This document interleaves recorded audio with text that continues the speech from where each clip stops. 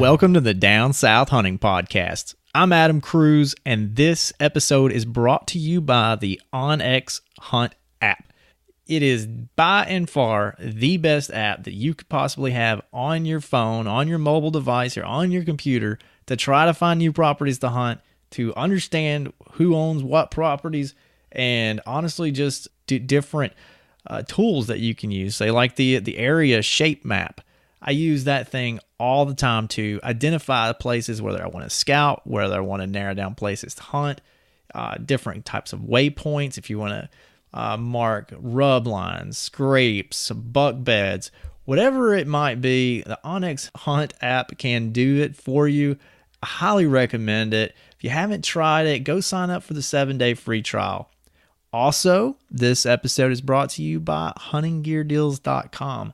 This is literally the season to be shopping, and this is the time to be using hunting gear deals. So I can't stress it enough. Go check them out. Mike is under the weather, so we don't really have Mike on for the intro. Hope you're feeling better tomorrow, Mike, but let's get into this interview from down south Louisiana. Hey, y'all, it's Mike. I've almost got my regular voice back after being sick. I hope you don't mind me talking a little funny during this episode. I did not want to miss this interview with David Hallner, a true swamp hunter. Also, Adam had some technical audio issues that I've been trying to edit out and unfortunately haven't been able to get rid of them completely, but I can tell you it's way better than it was before, so just bear with us for that. And it only lasts for about 20 minutes. We figured out what the issue was and fixed it. Unfortunately, we couldn't go back and re-record everything. So really appreciate you listening, and let's go ahead and get on with it. And tonight we have on the phone Dave Hallner from South Louisiana. Dave, you come highly recommended from Brian Landry, who we had on episode 24. Man, I think this is one of the first times that we've actually had a reference from a guest to interview someone else, man. So we're excited about talking to you tonight. How you doing? All right, guys. How y'all doing? I can't complain. I think Mike's back there dying. Yeah. I feel all right. I'm worried it might sound like garbage, but y'all have assured me I sound fine. So let's do this. All right, man. Yeah, I think you're good. Well, Dave, again, it's a pleasure. So glad you joined us tonight. And I was just going to see if you could kick it off and tell us how you got started into hunting and maybe about where you hunt, the type of vegetation and terrain and all that good stuff. Yeah, no problem. I appreciate y'all having me. So I started out hunting a little later. You know, I grew up hunting and fishing in South Louisiana, and I didn't get into deer hunting until I was about 29 years old, so 10 years ago. And really, I always duck hunted, and my brother moved to Utah. And duck hunting's not too fun, you know, just missing birds by yourself in a blind, so I decided to start deer hunting. And I now hunt. It's called Man Shack Swamp. It's in southeast Louisiana, and it's really mostly all just flooded timber, you know, flooded cypress and kind of a flooded broken marsh. Now, is that and it's all public land. It's a huge reserve. It's probably over 100,000 acres. You know, and it kind of surrounds the Lake Pontchartrain Basin and the Lake Maurepas Basin. Adam, we got another spot burner here. That's what I was thinking. That's all right. This is going to be like the Florida episode, man. If these guys want to dig into that nonsense in this marsh and the snakes and the gears, Well, that's why I gave the spot away. I mean, it's 150,000 acres, so I mean, there's room, and there's not a whole lot of people in it, and there's also not a whole lot of deer. So I don't think I'm gonna have anybody jumping through hoops to get there. No, I think it'll be all right. It's just kind of funny. Yeah, I've looked at some of your posts on the hunting beast. There's obviously some deer in there because you're killing some good ones. So definitely looking forward to hearing about that. Yeah, I'm good at angling those photos to where they, you know, they help out on the rack size. Yeah. I saw on some of those posts you said they weighed like 200 pounds. So compared to what I'm hunting, that's still a big deer. Yeah, I mean, I can't complain about that. I know you guys in Florida are dealing with a lot worse conditions, so we do have that. Keep going with your how you got into hunting, basically. How Yeah, did you so get hunting public land, and how'd your evolution go? I kind of just started looking at the public land areas that were within an hour driving distance of my house, and just stared at satellite maps for a while. I really had no clue what I was doing. One day, it's probably right around this time of year, I took a ride out. It was raining. I remember the whole swamp was flooded. I didn't know it at the time, but the water was extremely high, and I, I was just riding down the bayous in my boat, and I remember just looking at everything, and I was like, I don't think this deer hunting's for me. I don't know what I'm doing, and I had picked out a spot on the map. I was going to the back of this little Trenas, and I was going to get out and walk around. Well, when I killed the boat, and I went to get my gun to jump out, and I heard some sloshing about 80 yards away. And I look, and it's two does and a really nice buck right behind them. And that was it. My heart dropped. That first time you see a deer or whatever, you get those shakes. And that was it. I was hooked. It took me a while, to figure things out after that. But I think had I not seen that, who knows what would have happened. I probably might have just thrown a towel in on deer hunting after that. What time of year was that in? I'm curious, man, if you're floating around when the cottonmouths and the gators are swimming and the mosquitoes are attacking you. Are you hunting like December at this point in time? Yeah, now that's pretty much all I focus on. At the time that I went out that first time, it was probably right around this time, early to mid-December. I went through some years after that where I would get out there in August, September, and really try to scout. And I just learned that, the snakes and gators are in the swamp that time of year, and you're best off just leaving it alone. I don't think anyone can blame me for that. No, I mean, I just couldn't get any results. I ran cameras that time of year, and I don't know, it's like the deer go underground. So you've been doing this for like 10 or 11 years. Did you have anyone that kind of helped you along through this process of hunting down there? I did. So the first year that I hunted, I wound up killing a little 8-point buck. And I really, I just worked my brains out, and eventually, the luck caught up to me. The second year, I killed a pretty nice 10-point, and I met a guy that had been hunting that swamp for 40 years.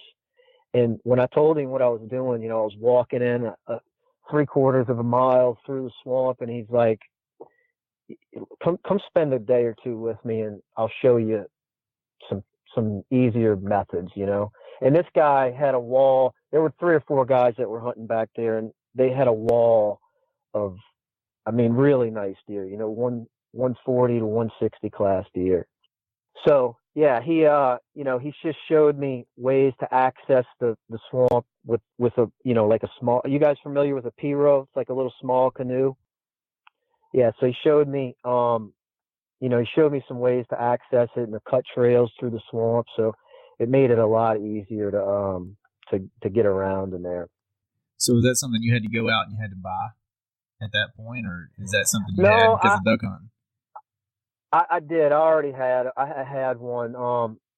And what I was doing, I only knew a couple ways in, and I would walk through the marsh to get to kind of that there's a transition where it kind of turns from the marsh to more of the hardwood cypress trees, and I was walking to it. But once you kind of learn the way the swamp's laid out, you can access it kind of almost anywhere. You got to get in there early season, clear you some trails to get that pirogue through, and you can kind of stay more in the boat versus walking through all that water. Can you walk us through like what a whole scenario looks like? So you're going to a new spot. How does it go from like knowing, okay, you find a spot, I'm assuming like on Google Earth or a map or something, and then what are your steps before you hunt that spot?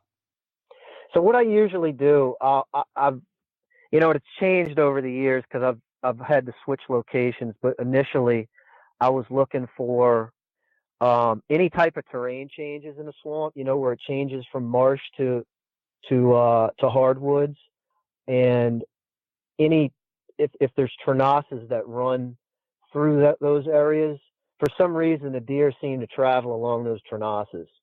You got to So tell me what a trenasse is. I got no idea. Yeah, I'm sorry. Yeah, or, well, maybe an idea, but I don't know. Yeah, I'm sorry. It's like a natural ditch, so you'll have like a canal or a bayou that runs off a river, and off of that bayou you'll have little, I guess, side streams that turn into, they're basically just ditches, right? We call them trenasses down here, but it's basically just a ditch, and the deer, for whatever reason, I think the ground may be a little bit harder on the side of those ditches, and the deer will walk, or they just seem to be kind of a travel corridor. But anywhere those those transitions would be in the swamp, and most of them were, like, I found the better transitions to be the subtle ones that you could barely see from Google Earth. If it was a hard transition, it didn't seem to be too productive. But really the technique that I used to always have success with was I'd go to those areas, and if you could find like a rub line, if you set up on that rub line right and waited for days, that buck was going to show up, because it's kind of the swamp's pretty low deer density. So if there's a buck making sign there, it's usually pretty consistent that he's going to show up. I've been in the woods where there's a lot more deer, and you really can't make heads or tails when there's rubs all over the place. But it's almost easier when there's a low deer density. If that sign's there, you could pretty much kill them. Now, something we do around home, and I'm not sure you guys are doing it, but it sounds like it might be an idea, so I thought I'd ask. Are you running deer drives through these swamps? Because, the deer probably only have so many places they can go and are semi-contained there. Is that a tactic that you've tried applying? It's really difficult for a person to walk through the swamp and make any time. So I don't think it's effective. What they used to do was they would run dogs in the marsh side of the swamp, and those dogs would, guys would set up on those dog drives, and they would do pretty well. Now, once they got into the hardwoods, the water got deeper, and the deer that made it there, the dogs pretty much wouldn't follow them, which I think was why a lot of the bigger deer were in that deeper water hardwoods. And you'd be surprised, those deer, they live in the water. It's odd, but it doesn't bother them. It's nothing to see deer walking mid-chest in the water, and they don't even think anything of it. When they start running, it's like they're running on the ground. So they pretty much just spend their whole lives in the water. How much dry land do you have available? Like, I'm trying to imagine this myself. So you're pulling up into a spot, you're going to hunt it. Is there a ton of dry land available for you to walk on, or is it pretty much wet, marshy everywhere you're going in there? It's pretty much all flooded. On average, it's about 2 feet deep, but it's soft mud, so it varies. Some spots are sink up to your chest.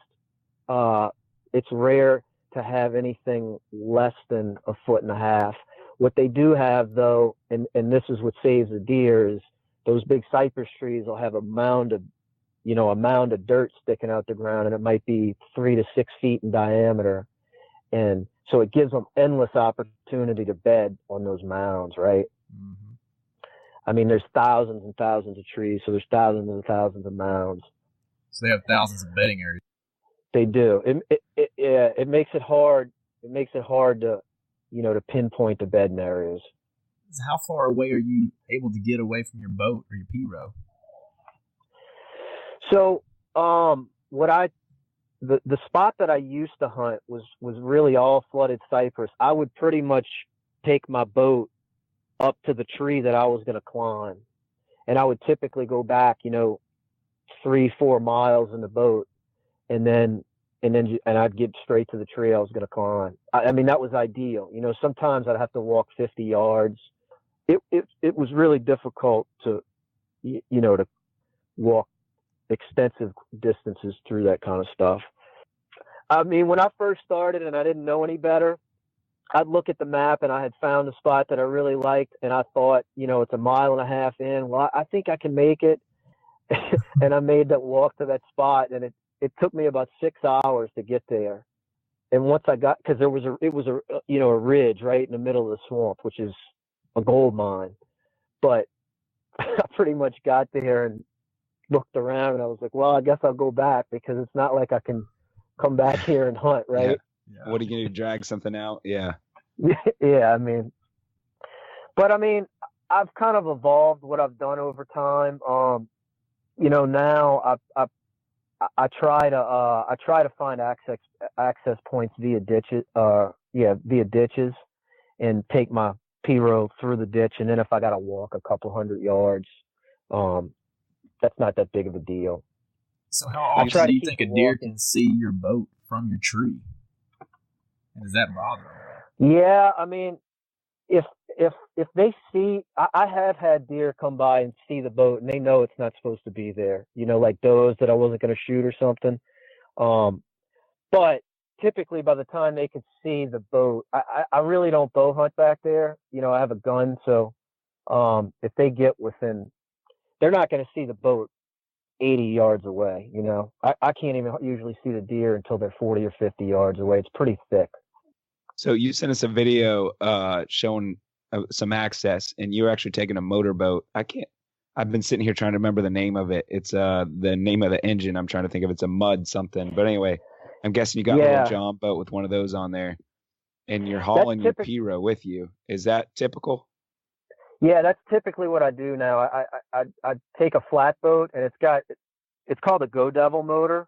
It's basically it's basically a big lawnmower motor with a long shafted propeller on the end, like a 5-foot long propeller. They use them all over the country for different stuff. But I put my P-row inside of that boat, and I'll run the motorboat, a couple miles down a bayou or whatever. And then when I get to one of those shallower ditches, I'll throw the P-row out, and then I'll paddle or push pull into where I want to go, and then I'll get out and walk to a tree. It's kind of crazy. So in that video, it looked like several of the trees were marked. Are those trees that you've marked, or is it just, people use the same routes over years? Yeah, there was some guys that hunted back there years ago that had left those markers in the trees, and they've been there for a long time. So I imagine somebody long time ago took a chainsaw and cut some stuff down and made a little route. Man, what you're talking about sounds like a really good recipe for getting lost in the swamp. Has that ever happened to you? Yeah, it has. I've been really careful with that since, but I did get turned around one time, and I was you know how it feels getting turned lost. around. I love that term. Yeah, I've been turned around a couple of times. You do not want to get turned around in the swamp. Especially when I come home and talk to my wife. I just got turned around a little bit.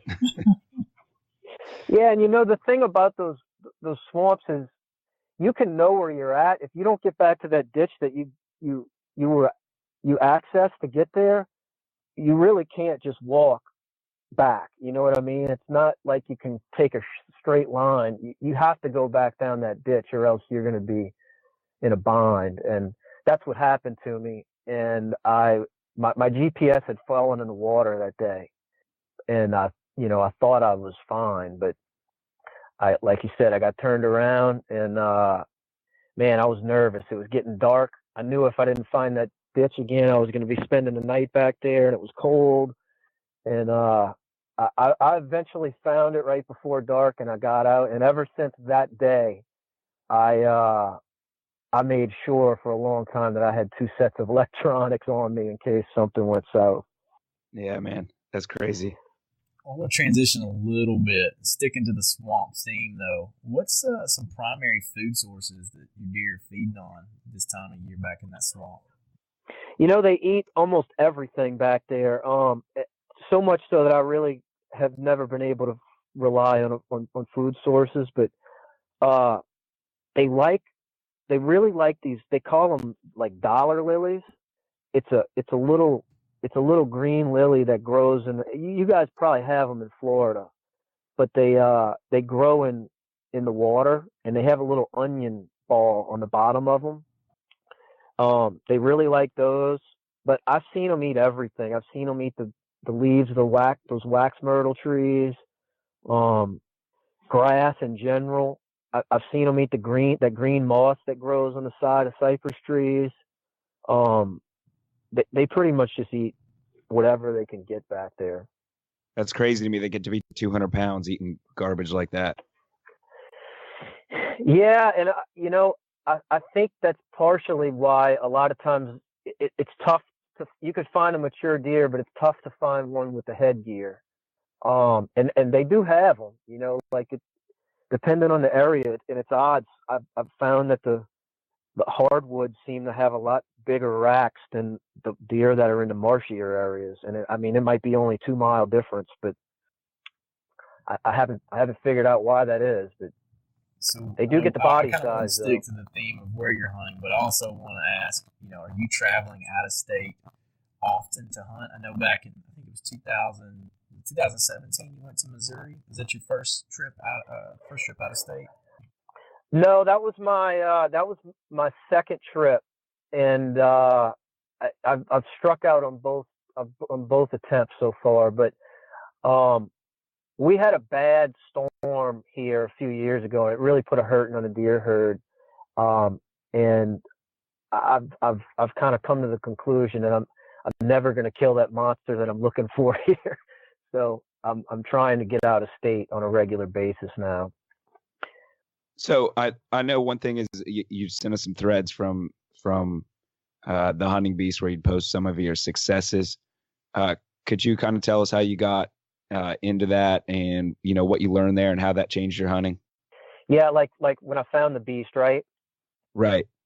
Yep. So I had kind of started figuring that swamp out to some degree. I had a pretty good routine, and when I found the beast, it kind of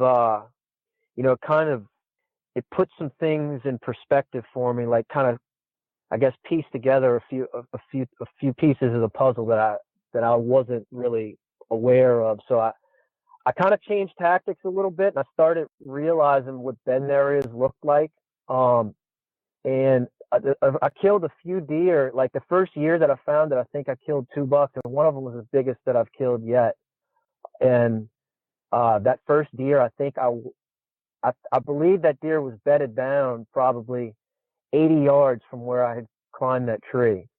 I didn't know it at the time that he was bedding right there, but I kind of knew I was in a core area. But he just got up while I was sitting there, and that really solidified my belief that, okay, because when you first read about, killing deer right near their beds, it goes against most of what, you hear from everybody. But yeah, so that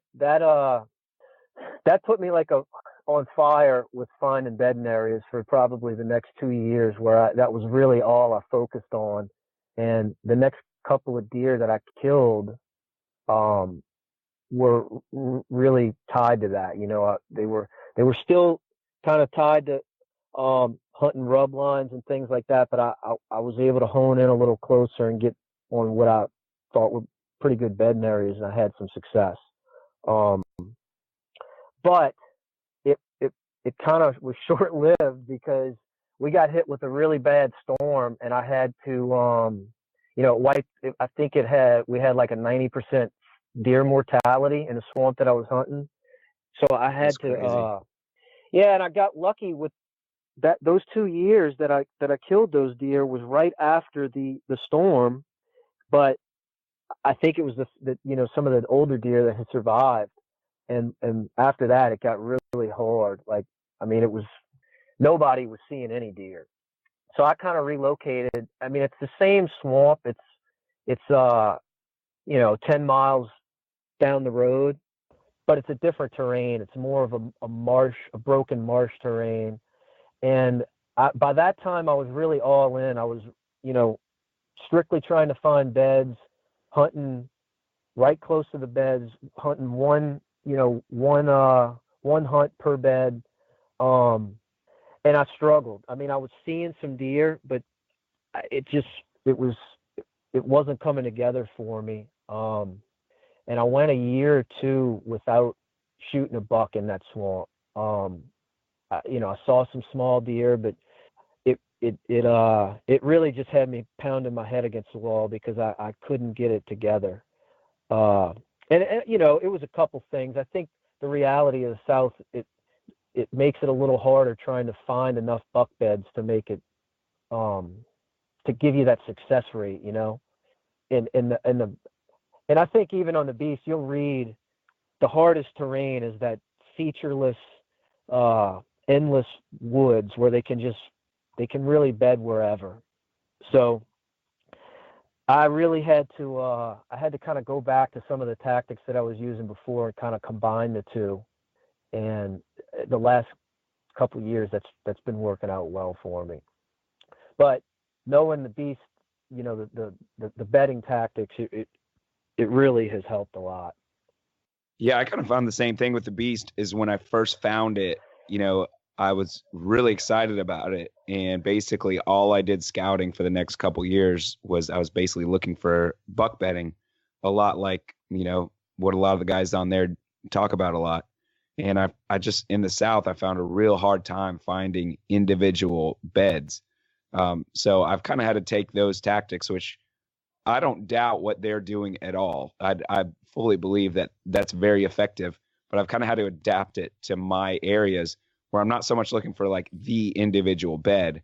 I'm more trying to find the area where I expect a mature buck to be bedding, just because there's not those premium spots where they're going to be fighting over the best bed. There's spots where they can be bedded everywhere. Is that kind of what you figured out as well? Yeah, 100%. I mean, like I said, I kind of had some fool's gold with having a few successes right off the bat, but I had to do the same thing. It seems as though they can bed in in an endless amount, and I know they do have their preferred spots, but I think they have more of them and they're spread out a bit, so it's really low odds to try to hunt that one bed from what I've found.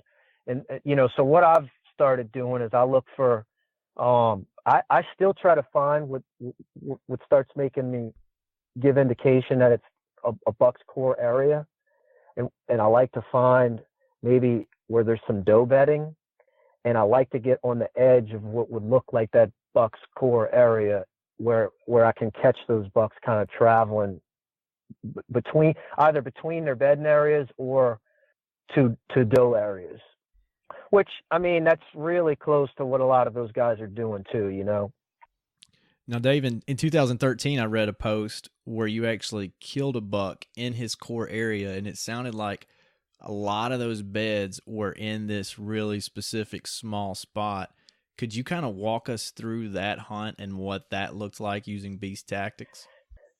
Yeah, and that was the one that really kind of set me off on it. And that was an area that I had scouted fresh. I had never been in that area. It was really tore up by swamp standards. There was a lot of rubs, a lot of deer droppings, like big droppings in it. And I had hunted that spot probably twice. And I figured I was a little outside of I was a little outside of where I needed to be. So I made a move about 80 yards. And that first evening, right around 4 p.m., that buck got up out of his bed. Well, I'm assuming he got up out of his bed because it went from quiet to I heard him walking. And after I went and checked it out later, there were a few beds right there. But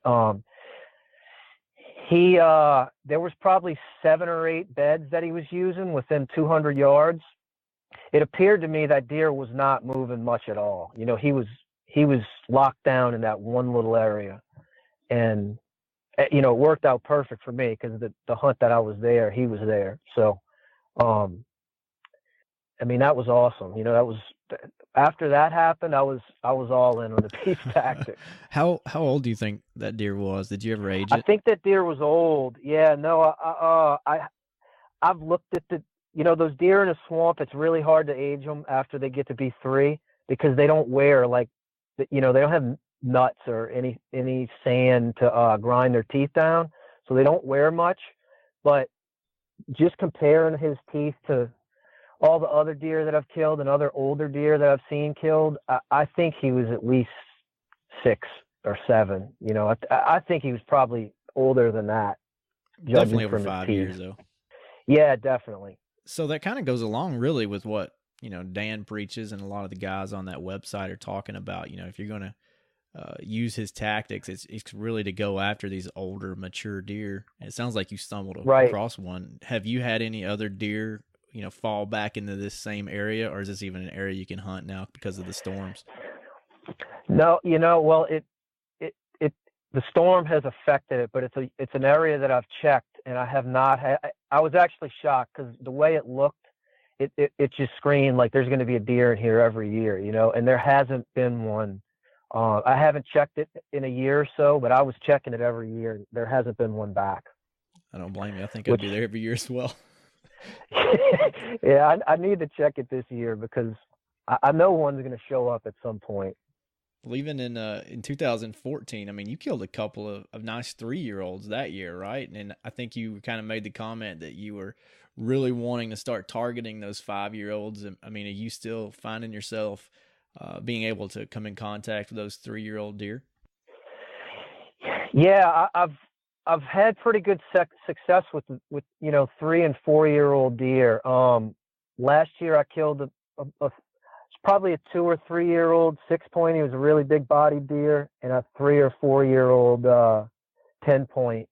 But the deer in a swamp, it almost seems like they got to get to be about 6 years old before they really reach that peak size. And those are few and far between. I run a lot of cameras, and I've only gotten 1 or 2 that was, that 130 class and up. When you're hunting your areas, I mean, for me, when I go into say a new public land area, I may narrow it down to say 100 acres or 200 acres. I mean, are you kind of doing the same thing? Are you picking small spots to key in on and focus in and find sign and moving from spot to spot, or how big of an area are you really looking at? Yeah, I do something really similar. What I tend to do is take a section of the swamp, and it might be maybe 2 square miles, and I'll focus on that for a year or 2. And my typical approach the last since I've kind of found my way back there is I will focus on an area. I'll look for areas that, like I said, that have turnasses and transitions, and I'll kind of pound the ground in that area for a couple of, I'll make a couple trips really looking for the sign that I'm looking for. And I'll hopscotch along doing that. What I really like to do then is I've started running about 15 cameras, and I'll just pepper those spots with cameras. Ideally, the intel that I've gained from the cameras from last year, those will be what I'm hunting this year. So the cameras for this year will be for spots that I'm going to hunt next year if I have any success. Does that make sense? Yeah. So can you, I guess, tell us exactly how you run your cameras, like when you're putting them out, when you're checking it, and that kind of stuff? So what I do is about this time of year, I'll have some areas that I've either scouted and, not really figured out yet, or plan to scout. And I'll go get boots on the ground, like around this time of year, early to mid-December. And when I find what I would expect to be like maybe on the edge of what I think is a buck's core area. It's got good rubs on the trees, and it's got the terrain that it needs. Like I like those areas that are kind of transitional between broken marsh and broken hardwoods or cypress trees. It's all flooded, but the areas that, and weird as this is, the areas that are a little boggier or harder to walk in seem to be the areas that the bucks gravitate to.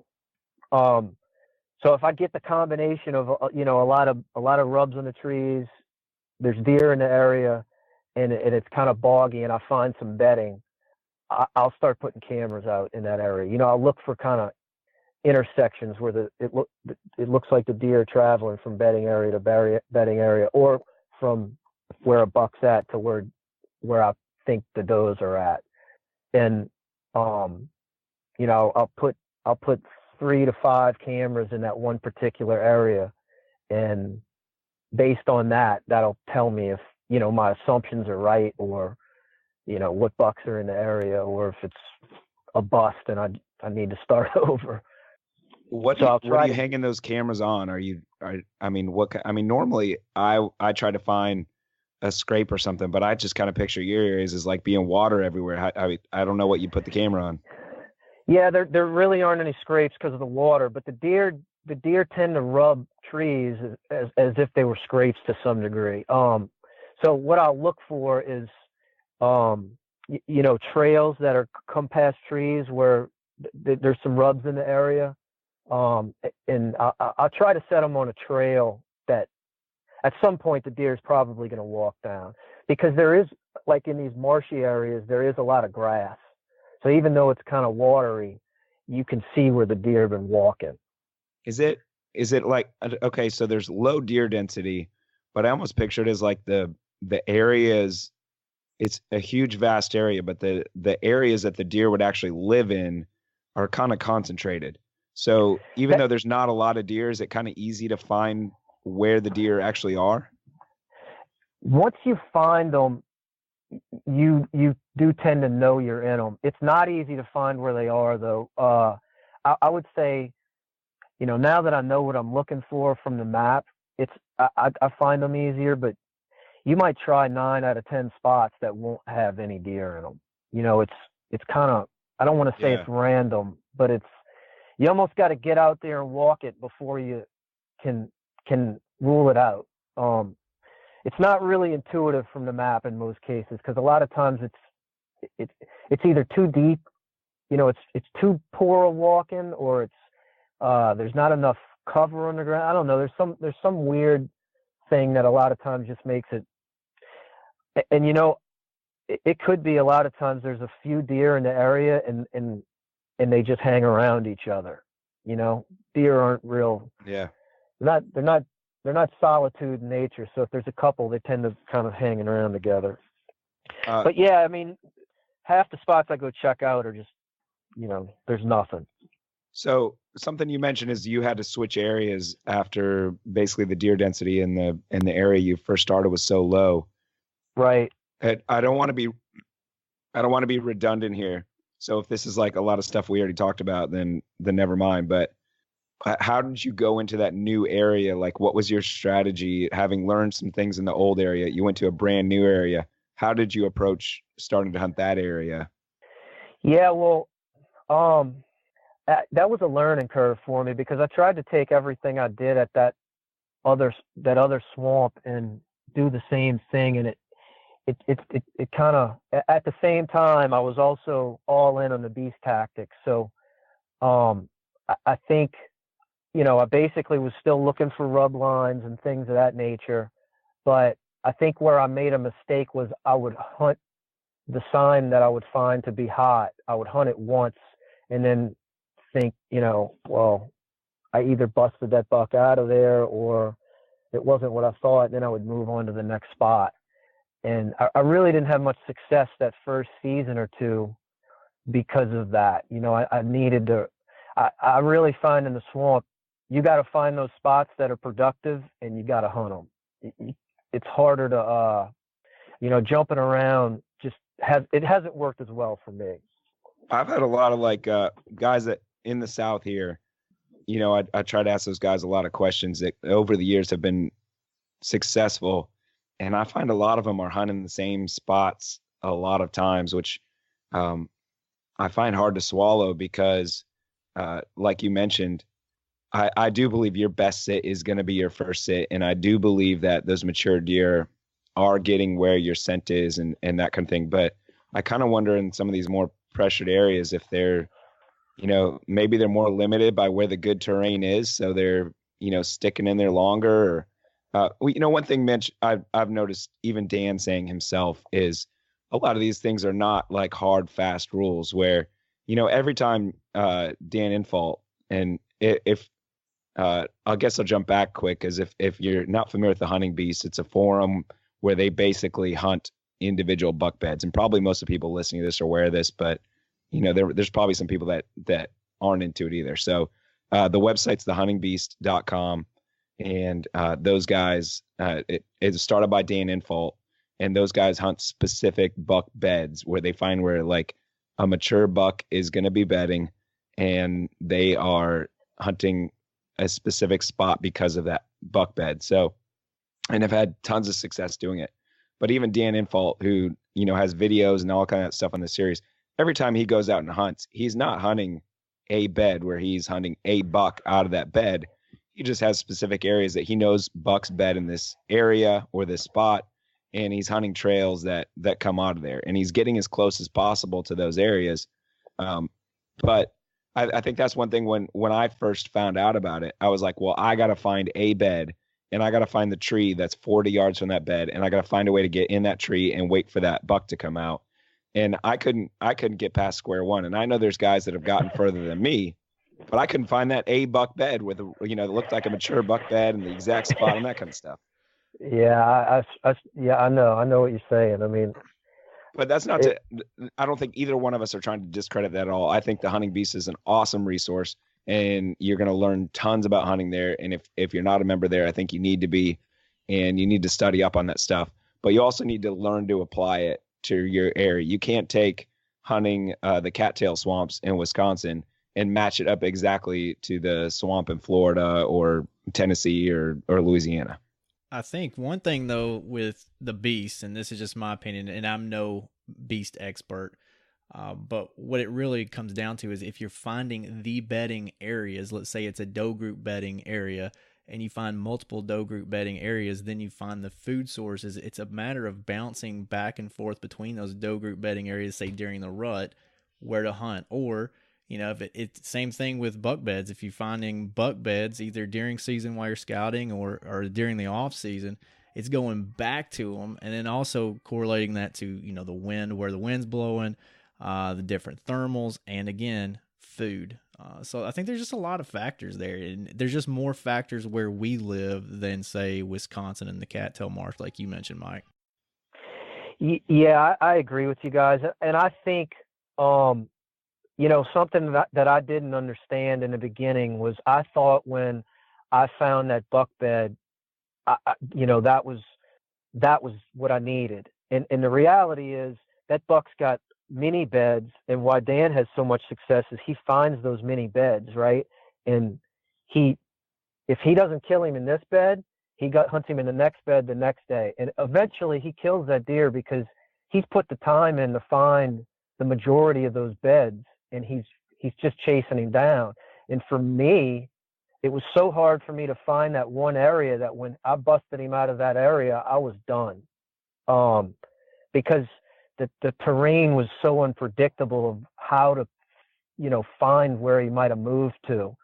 And I think that was really why I struggled with it. I think the concepts are the same. It's just the bedding is less predictable. And once I figured that out, I kind of learned what areas that I could focus on that really matched what he's doing. I mean, even what I'm doing now, I don't try to hunt a particular bed, but I'm still hunting the edge of a bedding area where I think I'm going to catch him. And I mean, I think I want to say three of the last 4 bucks I've killed have been, I was probably 100 yards from their bed. And the fourth one, the last one that I killed last year, he wasn't very far either. Dave, were you trying to hunt like a travel corridor, or was that more of a food source that we're keying in on It's a travel corridor. That's pretty much what I'm looking for now. Is a buck bedding area where there's some does around, and it turns into a travel corridor where once he gets a little more active, he's going to come by there. And I, to your point about the guys who hunt the same spot over and over, I think they tend to be, knowingly or not, hunting those rut type funnels where they can hunt that spot over and over because that buck's not there much. I'm hunting closer to bedding areas than I think a lot of those type of areas are, but I think they're catching that buck when he's making his rut circuit. I think that's a good evaluation, because I don't think a buck is going to keep coming through the same. Somebody's got a small piece of property and they're hunting the same stand every time. I think anybody that's been hunting several years knows that just really doesn't work out. You see less deer all the time unless you're going to get lucky in the rut, and in a buck that normally lives a mile and a half away is just cruising through, and he doesn't know any better. Right. And they seem to have their same areas they're going to check, and it stays consistent over time, especially in low pressure areas, so that's how I started. When I would hunt rub lines in the beginning, I would just sit there and wait them out, and that buck's eventually going to show up. I've kind of now, I've got a little hybrid of that coupled with hunting the bedding area where I'm closer and I'm catching them as soon as they start kind of, I guess, getting outside their bedding area a little bit, or roaming around within their general area. Talking about hunting fresh sign, are you looking for buck tracks? I mean, are you able to find any tracks where you're at because of the water? And do you hunt over that as soon as you can? I haven't had any luck with the tracks. I've mostly, it's hard to pick them up because of the water. And I find in the South, or at least in this state, even in areas where that hold tracks, and it might just be inexperience, right? But I can't read the tracks. They just seem to be too inconsistent with the ground here. They're it's just hard for me to read them. And in the swamp, it's near impossible because you might pick up a track on one of the mounds that they bet on, but it doesn't give you much information.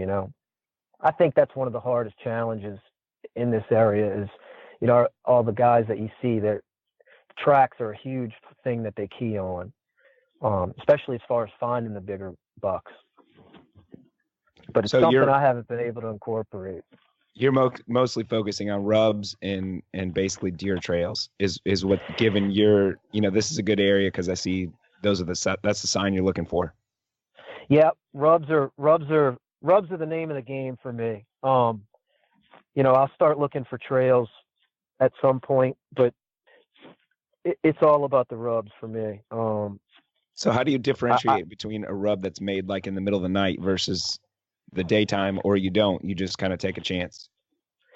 Yeah, that's what I've started. That's where the cameras have come in a lot for me. I've had a lot of luck with putting the cameras out in those type of areas, and it gives me a feel for whether they're there at night or during the day. I don't usually, when it's a spot that's really tore up, it's not night or day. It's the deer are just there. You know what I mean? Yeah. But I'm not typically hunting spots that are close to a road or where there's much access. So I don't think they have a fear of people in most of the areas. We were talking to Brian Landry last year about hunting kind of close to your area, and he was talking about how it's just now getting, good where you're at, and really the early season is November. Are you finding that deer or bucks are making rubs at this time of year right now in where you hunt? It's funny. We got a cold front yesterday, and I was just thinking it's about time for me to get in the woods, because usually that first cold front in December is when the deer start making rubs. If you go in November, it's usually, you might get those rubs where they're rubbing their velvet off, but they're not marking the doe beds like they do, right about now. So yeah, it's right about now where it starts getting good, which is a tough thing for down here, right? You really don't have that much time to start scouting, and then the rut's in 2 weeks, and you just don't have much of a window. So I think a lot of what you've talked about, even though I'm not hunting the exact terrain, I think I can relate to a lot of what you're talking about with, with water and the rubs and that kind of stuff. How have you been? I know you've been trying to focus out of state to be able to get some bigger deer. How have you been able to take your home area and apply some of those tactics out of state? And what have you found, like, I guess is completely different about your out of state stuff?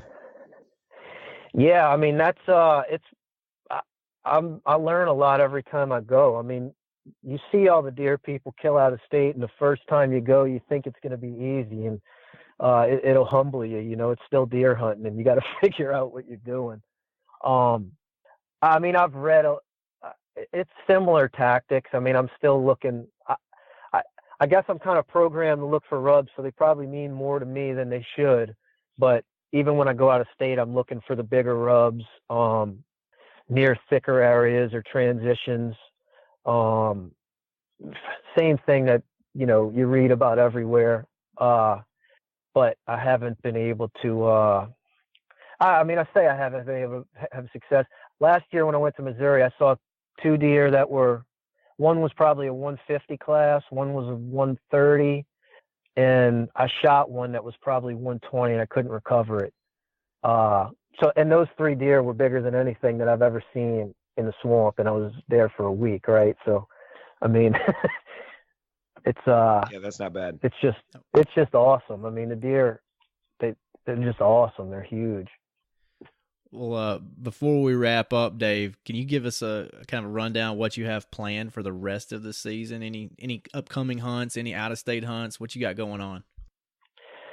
So I was planning on hunting Illinois. I was planning on making a few trips to Illinois this year, but my engine on my truck went out, so I didn't get that opportunity. So I will be hunting, local back in the swamp where I always wind up. And I'll probably start hitting it hard in a week or two. And hopefully, by the new year, I'll have something down. I sure hope you do. I got one more question. Let's say that a newbie was to move into southern Louisiana. Let's say myself, I'm going to move into southern Louisiana. I've never hunted that type of terrain before, and we were to meet at maybe like the Bass Pro or something, and you're giving me advice.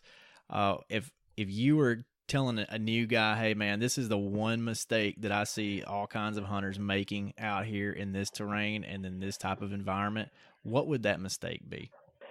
Probably falling in love with the swamp. I don't see how that's possible, man. I wouldn't do that. I mean, it's got to be setting your expectations, right? I think that was one of the things I thought for a long time. Oh, I'm going to be able to kill big deer in here deer like you see other people killing in other areas. And I think that's probably something everybody in the South and in any areas that aren't prime deer habitat, you really have to curb your expectations. I mean, I know that's not particular to the swamp, but no, man, that's good. That's yeah. Anywhere. That's me right now. That's everybody. We talk about that quite a bit. Yeah, we talk about that quite a bit. I mean, it's frustrating when you see internet's ruined us all, right? It has, man. I know I used to be. I'd kill a 16-inch 8-point, and I was on top of the world. And then the internet has opened your eyes to what's out there. The grass is always greener. Dude, yeah, I was reading, I guess, on Facebook where Dan, oh man, I can't remember his name, Sportsman's Nation guy, Mike, Nine Finger Chronicles. Dan Johnson. He was posting about his success rate over the last 12 years of bow hunting was like 50%.